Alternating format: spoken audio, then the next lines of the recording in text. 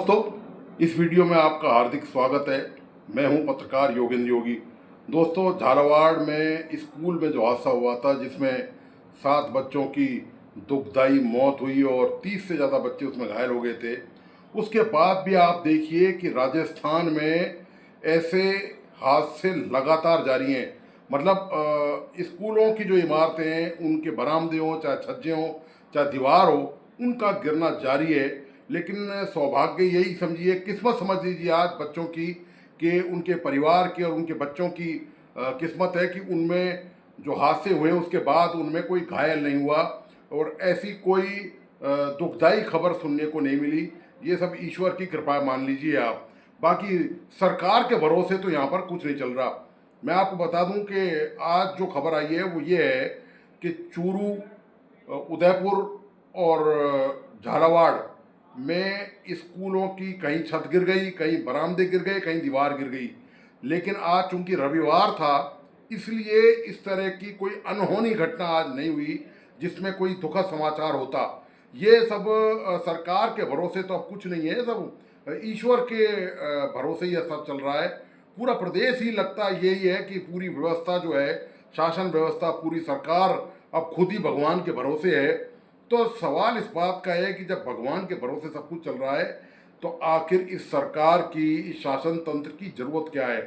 ये जो पूरा जो तंत्र है, ये दोस्तों अब सफ़ेद हाथी बन गया है और इसको आप कितना ही खिलाए पिलाए जाओ, कोई काम नहीं, कोई जिम्मेदारी नहीं, कोई जिम्मेदारी लेने को तैयार नहीं।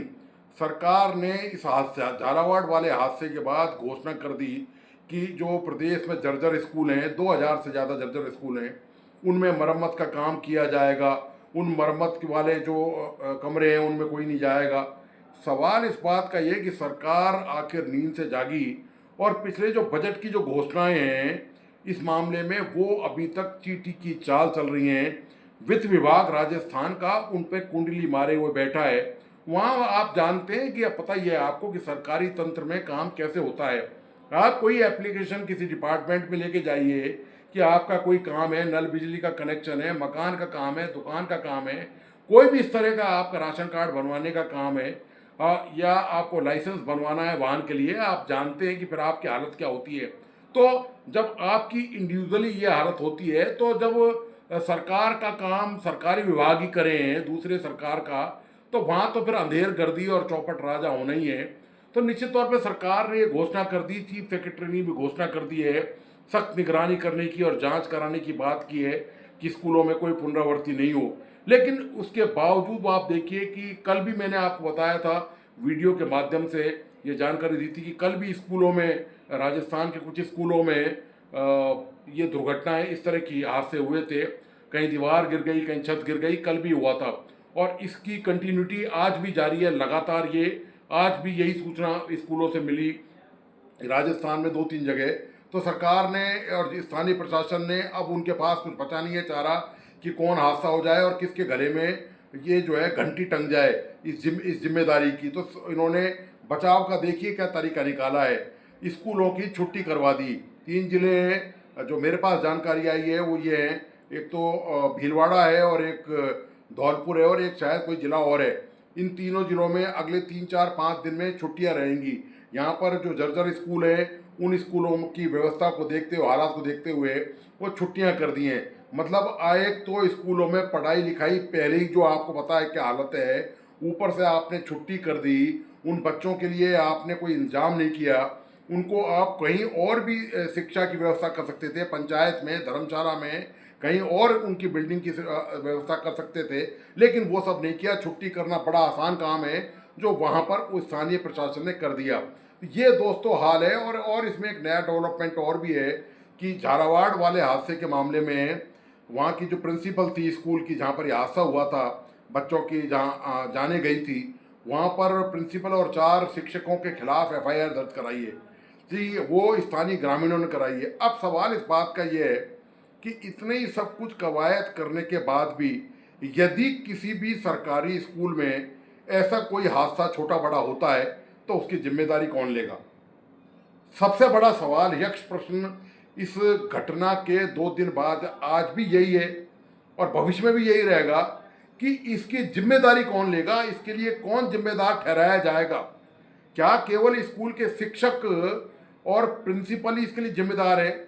प्राथमिक जिम्मेदारी उनकी बनती है निश्चित तौर पर, क्योंकि वो उस बिल्डिंग में रहते हैं, वहाँ पर शिक्षण शैक्षणिक कार्य करते हैं, इसमें इससे कोई इनकार नहीं कर सकता। लेकिन सवाल ये है कि पीडब्ल्यूडी के इंजीनियर, हाउसिंग बोर्ड के इंजीनियर, जिला प्रशासन के अधिकारी, अतिरिक्त जिला शिक्षा अधिकारी, बीईओ, जिला लेवल पे बात करें तो एसडीएम, एडीएम, कलेक्टर, तहसीलदार, पटवारी, ये तमाम लोग भी या पूरा शासन लंबा चौड़ा अमला मौजूद रहता है। इनमें से किसी की जिम्मेदारी फिक्स नहीं है, केवल टीचरों को लपेट दिया गया है। और वो टीचर ये कह रहे हैं, प्रिंसिपल ने कहा है कि हमें तो कुछ पता दिखाई नहीं दिया और वो चूना प्लास्टर अचानक झड़ने लग गया और छत गिर गई, क्योंकि वो टेक्निकल चीज हो सकता है कि उनकी नॉलेज में भी हो, लेकिन उन्होंने बचने के लिए, पुलिस से बचाव के लिए शायद ये दलील दी हो। लेकिन सवाल इस बात का ये है कि टीचर कोई इंजीनियर नहीं है, वो तकनीकी विशेषज्ञ नहीं है, वो एक्सपर्ट नहीं है। आपके पास एक्सपर्ट की टीम है, आप एक्सपर्ट की टीम भेजिए आप सरकारी कार्यालयों में और स्कूलों में, वहाँ वो जांच करके आए बिल्डिंगों की और बताएं कि यहाँ इस बिल्डिंग की हालत कैसी है, यहाँ बच्चे सुरक्षित है कि नहीं है, स्टाफ सुरक्षित है कि नहीं है, क्या ये लगातार नियमित तौर पे स्कूल चलाया जा सकता है। वो जिम्मेदारी दरअसल सरकार की है और सरकार अपनी जिम्मेदारी को टालते हुए अब इस तरह की कवायद करने में लग रही है।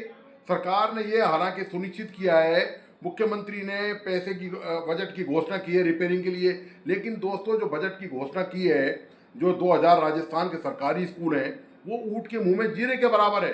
उस घोषणाओं से सारे स्कूलों की मरम्मत नहीं की जा सकती। तो सवाल यह है कि वो जो तलवार है बच्चों के सिर पर खतरे की और दुर्घटना की, वो फिर भी लटकी रहेगी। जब लटकी रहेगी तो फिर जिम्मेदारी कौन लेगा? यदि कोई हादसा हो जाता है ऐसी हालत में कि जर्जर स्कूल है और वहाँ का निरीक्षण पूरा नहीं हो पाया है या फिर बजट की पूरी व्यवस्था वहाँ पर नहीं हो पाई है, तो इसकी जिम्मेदारी कौन लेगा? इसी बीच में आपको एक जानकारी और दे दूँ कि कोटा के शिक्षा मंत्री हैं, कोटा से आते हैं मदन दिलावर, और इनके गृह जिले के स्कूल की हालत ही दुर्दशा का शिकार है। यानी कि मंत्री महोदय को अपने जिले के लिए फुर्सत नहीं है।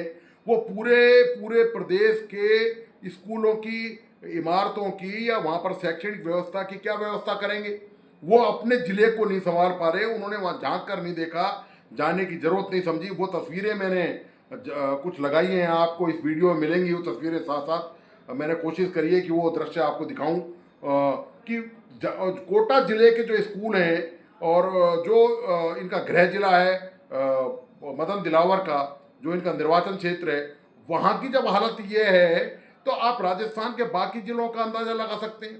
और दोस्तों सबसे बड़ा सवाल ये है, ये जो राजनेता हैं, जो मंत्री हैं, जो जरा सी मुद्दों को लेकर सरकार को घेरने को तैयार रहते हैं, हमलावर की स्थिति में रहते हैं, वो खामोश हैं। डॉक्टर किरोड़ीलाल मीणा के मुंह से एक लाइन नहीं निकली है अभी तक। सचिन पायलट का अता पता नहीं है इस मुद्दे को लेकर। ये जो राजस्थान में व्यवस्था की जा रही है, और सवाल वसुंधरा राजे सिंधिया का, मैं उनका जिक्र जरूर करूंगा यहाँ पर। वसुंधरा राजे 2 बार मुख्यमंत्री रही हैं राजस्थान में, 5-5 साल, 2 बार।